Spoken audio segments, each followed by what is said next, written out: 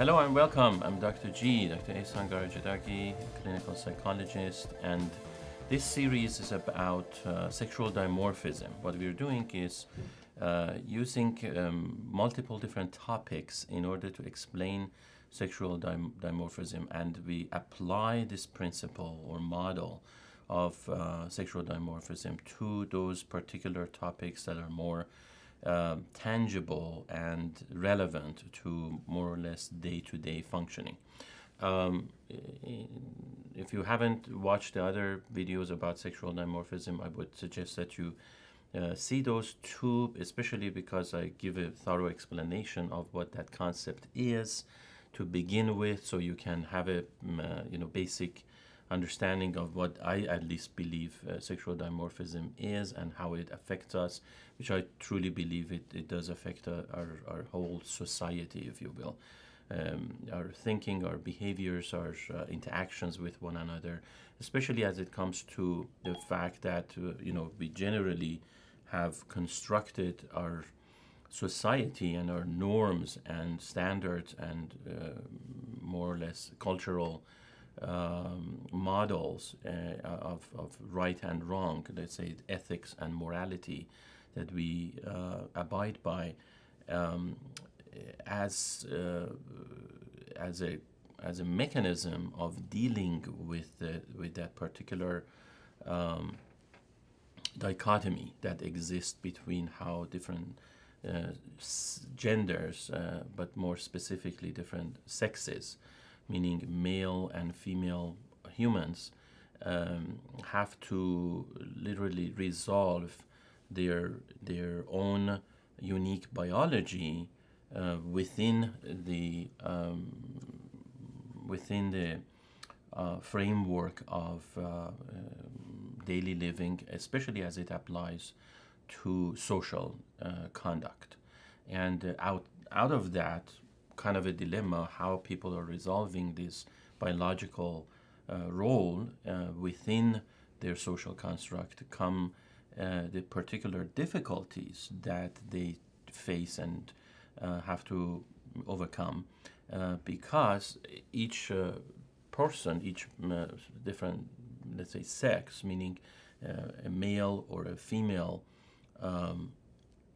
presentation, experience, phenomenology, has a different approach toward the same exact event.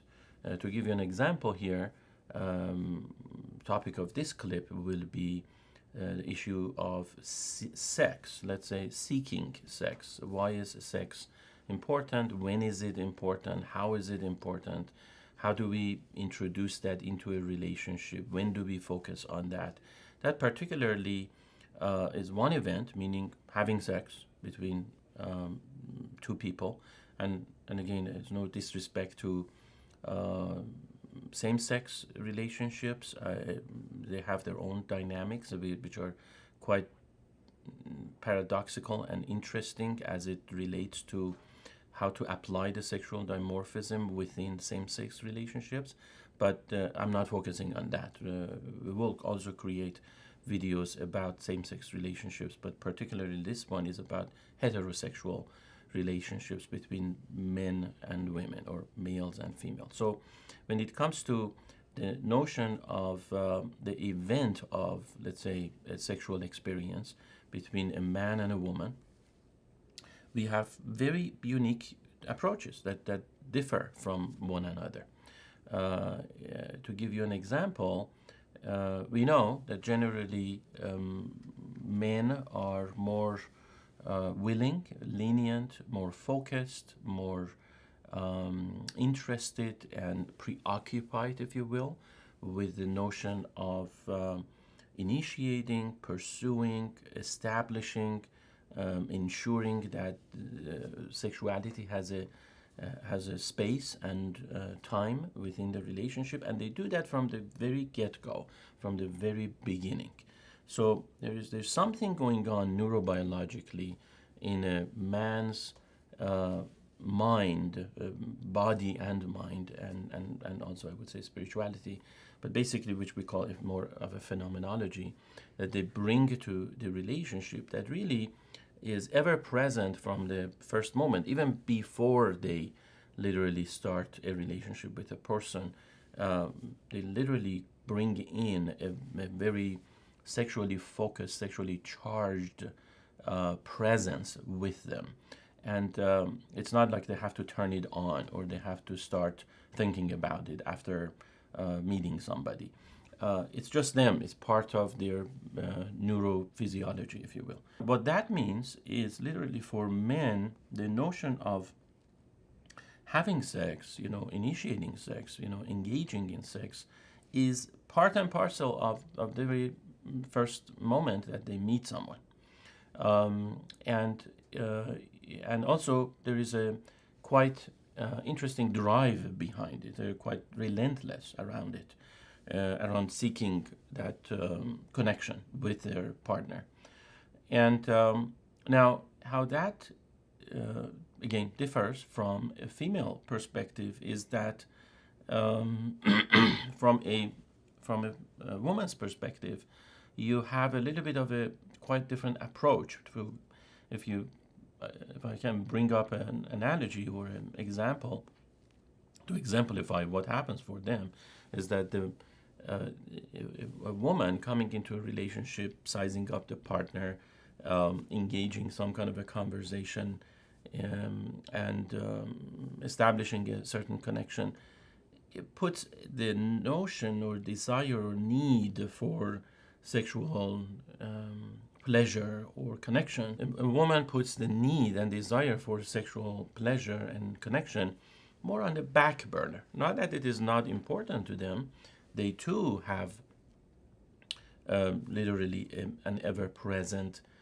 radar up to let's say assess and experience more of a sensual compatibility, but it's not the first and foremost thing on their mind. It's not a target for them to seek from the very get-go. They're not hyper-focused on, um, uh, if you will, engaging with their male partner uh, with a uh, with a continual, again, preoccupation. That's the best word that comes to my mind, and maybe a targeting um, mindset of getting that guy in bed. Uh, for them, uh, I would say the entire preoccupation is more around establishing a bond, a connection, a sense of security and safety, feeling supported, understood, and literally, kind of taken care of. And by taking care of, what I don't mean necessarily, monetarily. What I mean by that is the phenomenologically, meaning the entire experience. They would want to feel um, uh, that they can if you will, relax a little bit and feel comfortable, feel that they are in good hands, that they are protected, if you will, a sense of protection. And it's important to here to kind of link these two seemingly dichotomous, but really just also dichotomous um, needs, if you will, meaning the need for a sexual experience and the need for being protected in context of evolutionary psychology or biology. It makes sense for those who believe in this um, philosophy, that more or less based on nature, based on biology that we have been given, and that's just part and parcel of our reality for millennia, and we cannot deny that a big part of our existence revolves, if not really the entire existence and purpose of existence, revolves around progeny and propagation and making sure that the next generation is coming to this world. Otherwise, our whole species will disappear. So from that perspective, if we think about it, this needs to be this issue, this important goal of making sure that our next generation survives and even comes to this world and survives. There needs to be a very hardwired, very core, deeply programmed script or pattern of interaction that ensures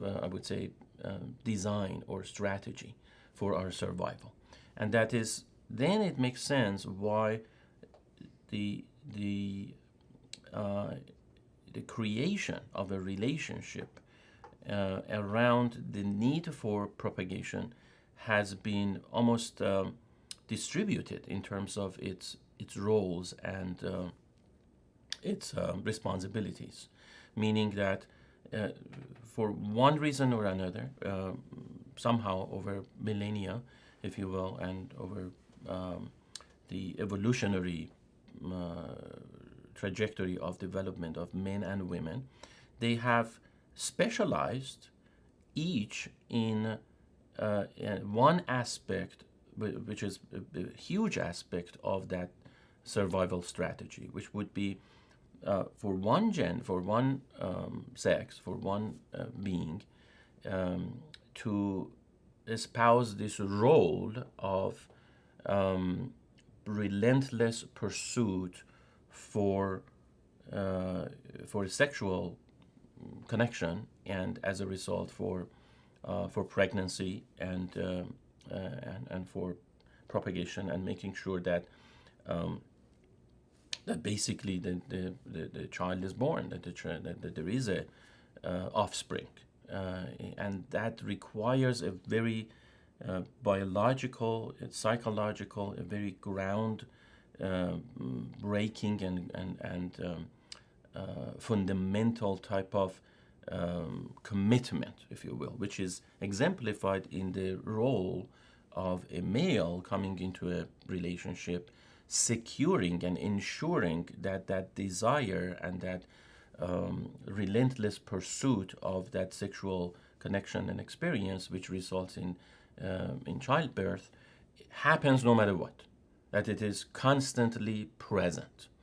And on the other hand, the need for protection also makes sense because of a couple of things. Number one, it's the woman who is carrying the child, is bearing the fetus and grows into an infant um, um, and has to also care for that child for at least, let's say, a few years, a minimum of, if you will, 4 or 5 years for the child to have any semblance of any opportunity of somehow surviving on their own. A minimum, I would say, of 5 or 6 years. So this role of, or this responsibility of carrying a living organism within you and protecting that and making sure nothing bad happens to it, so it is secured and its survival is secured and guaranteed. And then after birth, 5 6 years of constant caring to help this organism grow into at least a minimal level of competence, so they can just survive even without the major, if you will, or more advanced opportunities, but at the minimal, as a human organism who could find food, even if it was in the middle of jungle, let's say, a 5 6 year old may be able to survive without external threats. So that role of inception of a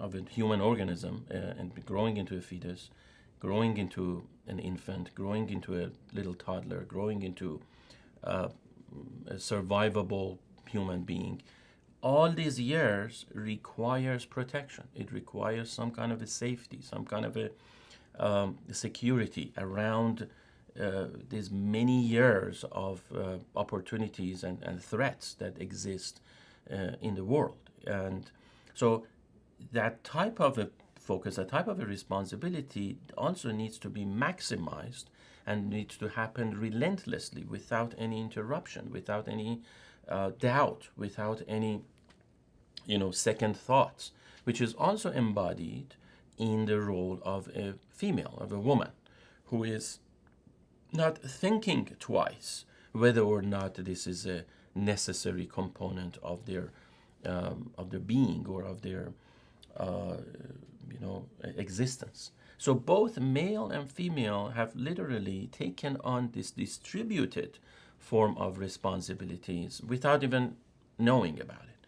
And they bring that into a relationship automatically. However, as I mentioned earlier in the beginning of the video, at times this can become problematic, especially given our, let's say, civilized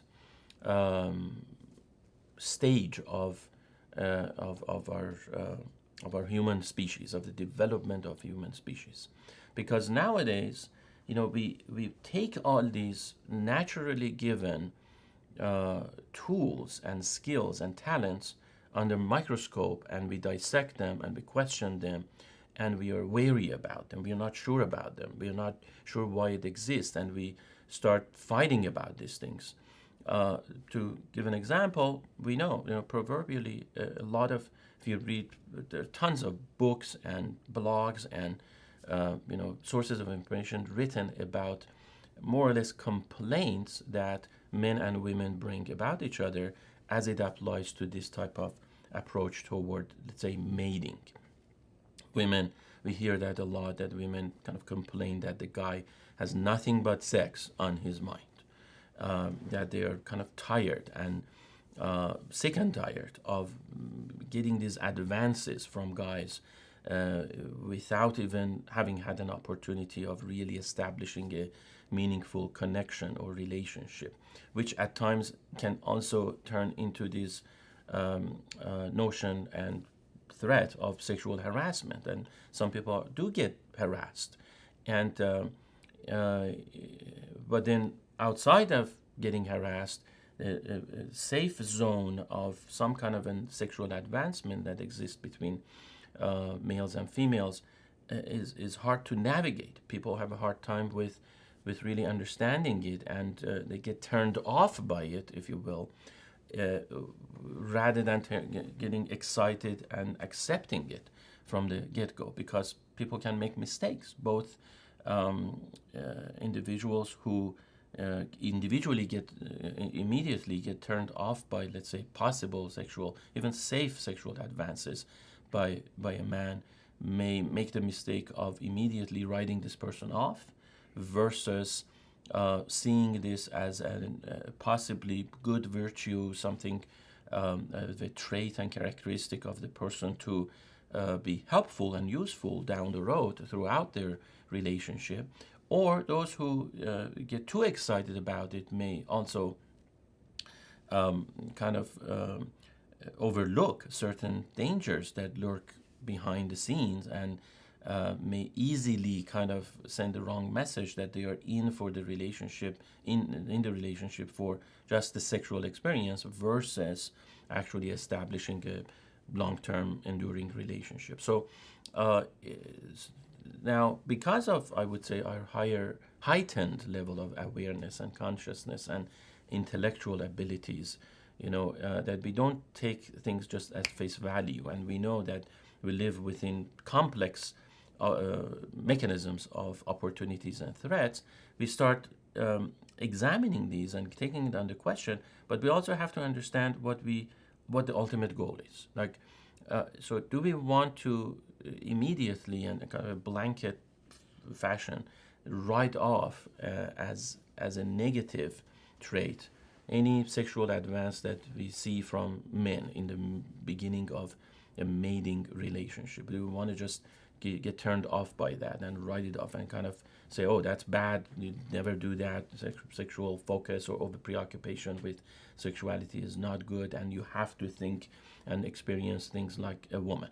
Or do we want to also criticize a woman and say, which again, that's a complaint we get a lot from men who may kind of feel suffocated and overwhelmed by this constant of what they believe is a pressure for commitment, pressure for kind of blindly going into a relationship and committing to a long-term relationship with a woman with whom they haven't had much of sensual sexual intimacy, so they're not sure what they're getting into. It's like basically a kind of a blind deal that they have to sign on the dotted line without reading the footnotes or the terms of or what they like or don't like. So for them for men, it can become a particular paradoxical situation where they may feel overwhelmed and suffocated and pressured and complain about it without understanding the ultimate goal and need, why this approach from a female partner is present from the very beginning. So what really, in my belief, what they are both missing is this, again, the sexual dimorphism, the concept of unique differences and this distribution of roles and responsibilities that present themselves very much in this very solidified type of extremes, one needing protection, the other one needing a sexual connection, and forgetting that the end goal actually of both of these individuals and needs, and this is the most important part, I want you to pay attention to this, the end goal of each of these approaches is literally the reverse of what they started with.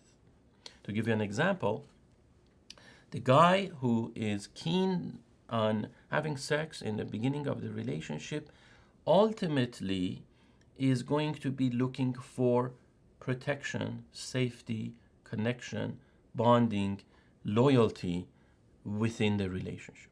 Ultimately, the sexual, if you will, flair or excitement wears off over time, and it really evolves into a much more meaningful type of a feeling of love, of valuation, of appreciation, of validation, of, again, bonding, connection, that they themselves actually bear witness to. And I've seen that very much from empirical evidence, from practice, talking to clients that are coming to my practice, and after years of having been in relationship, that is what they profess. They say this is what they're looking for. Ultimately, they want to be. This is what they're longing for. They want to be appreciated, loved, approved of, protected, feel safe and feel comfortable. The same exact things that a woman has been seeking from the very beginning. And if you would ask a female partner, where many of them actually would ultimately complain if they find a guy who is comfortable, who is safe, who is great, who makes them feel protected and fantastic and cared for, but lacks in sexual desire, lacks in sexual performance, lacks in sexual initiation or arousal or interest. All those can become deal-breaking deficits for the woman. Down the road, they're going to be wondering what is happening, what's going on. Is that my husband or my partner, my boyfriend, whoever, is not interested in me anymore? Or what are we going to do with our sexual life? It's important too. Suddenly, that notion of importance within a sexual experience becomes paramount for a woman down the road in the relationship. So what I would like to bring up again as an analogy is think of a tunnel rather than a destination. I think men and women make the mistake of thinking what the partner presents is the destination instead of the entry point into a tunnel. To give you an example, again, women may think that this sexual advances that they see and receive and perceive from their male partner is the ultimate destination. This is it. This is where it ends. Everything has to be about sex.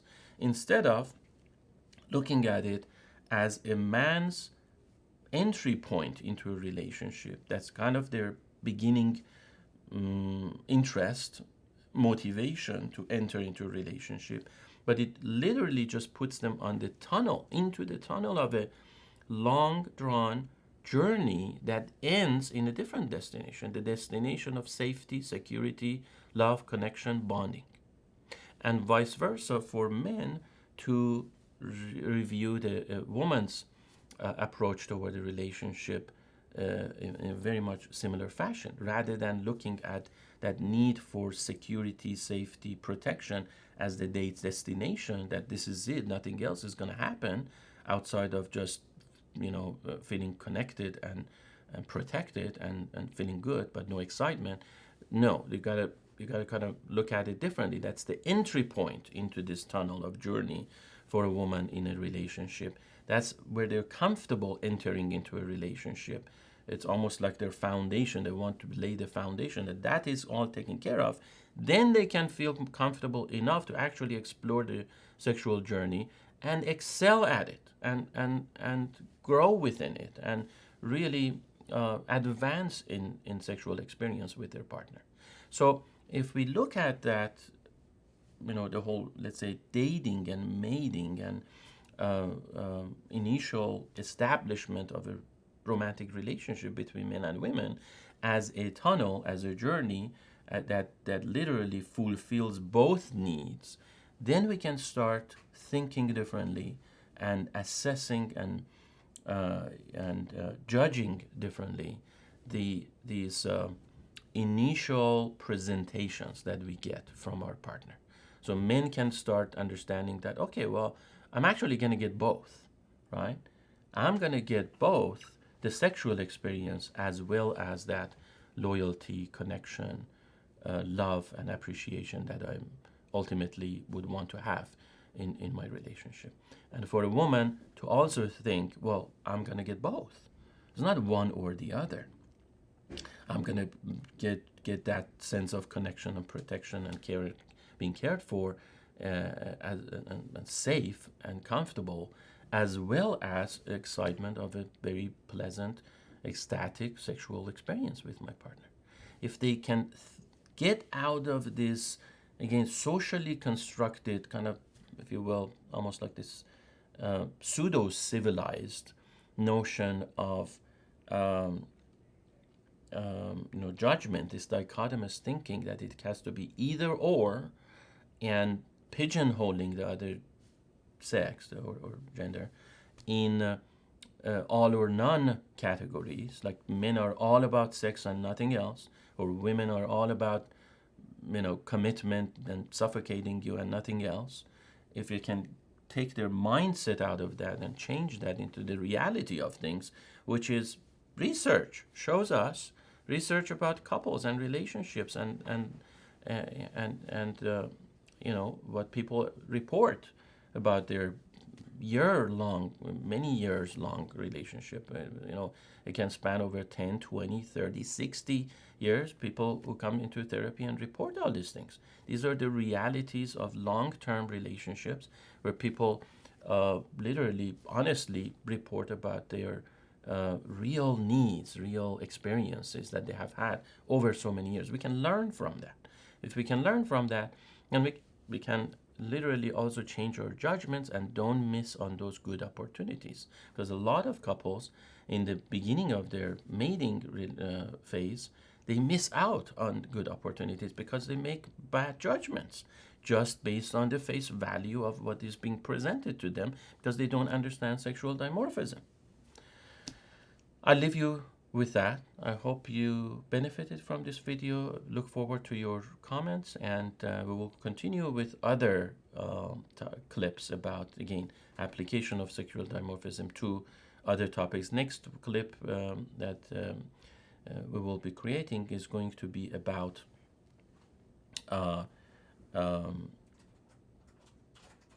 the way that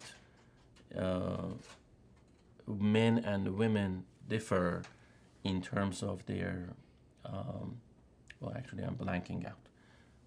Remember to cut this part. Leave us comments. Look forward to your feedback. And if you haven't subscribed, please subscribe to receive more notifications and future videos. Thank you. Can I get you to do a funny little thing? Just say, if you like this video and you want to learn more about sexual dimorphism, click this video and point to your shoulder. Yeah. Okay. So if you like this video and would like to learn more about sexual dimorphism, click this video up here.